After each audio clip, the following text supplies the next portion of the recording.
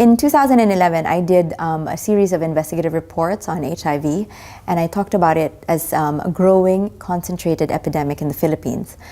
Now, it's sad that in now, 2014, the Philippines is one of 9 or 7 countries in the world where HIV continues to rise, whereas in 2012, there was a noted 50% drop in rate of infections.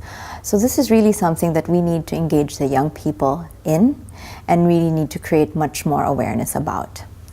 I've also been writing about disaster preparedness, risk reduction, and risk mitigation. Radio plays an important part in these issues. I think I should also mention that I live in the Philippines, one of the most disaster-prone countries in the world. So I've been linking reproductive health and disaster risk mitigation because they are related. I saw firsthand how radio can really bridge the population during times of disaster. In 2013, I covered Typhoon Haiyan. I went to Ground Zero, which is Giwan, Eastern Samar. You have to understand that Typhoon Haiyan was a Category 5 super typhoon, and storms are just swept away entire villages and towns and took away with it all communication infrastructure.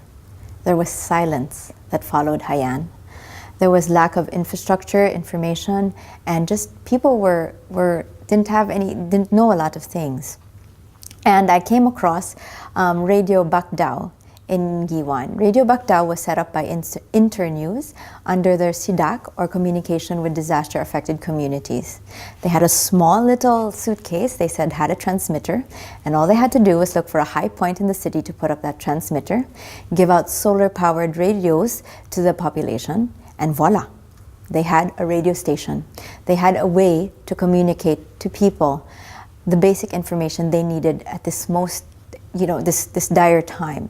Information like where to get relief supplies, evacuation center locations, weather updates. People were going there to say that, hey, I'm alive. Or they were making announcements, calling for people to tell them about where their loved ones were. But I think most importantly, what I'll never forget about that experience is how the people of Giwan said that when they had a radio station back with them, they received news, but also they heard music. And because of those two, they felt alive again. They felt like humans again, because there was a way to replace the void that was left when all of the communication infrastructure was torn down. I think nowadays we all know that radio, TV, and print, and the way that we used to think about it have all come to converge in one place, which is the internet. And I think that the young people are really the masters of technology. I mean, they're they're digital natives, not digital converts like me, for example. So this is a technology that they know, this is a technology that they can master.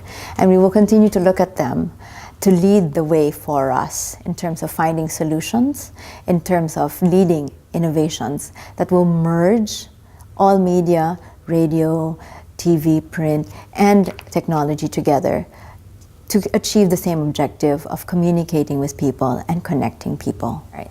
I encourage young people all over the world to understand and explore the nuances and possibilities of radio. It can be an excellent venue or medium for you to launch peer-to-peer education programs or to launch other things called entertainment/education programs that can reach a wider population. I encourage you to look at the needs of your communities and see how radio can best address these needs. I'm Anna P. Santos. I'm a journalist from the Philippines, and I support UNESCO on World Radio Day.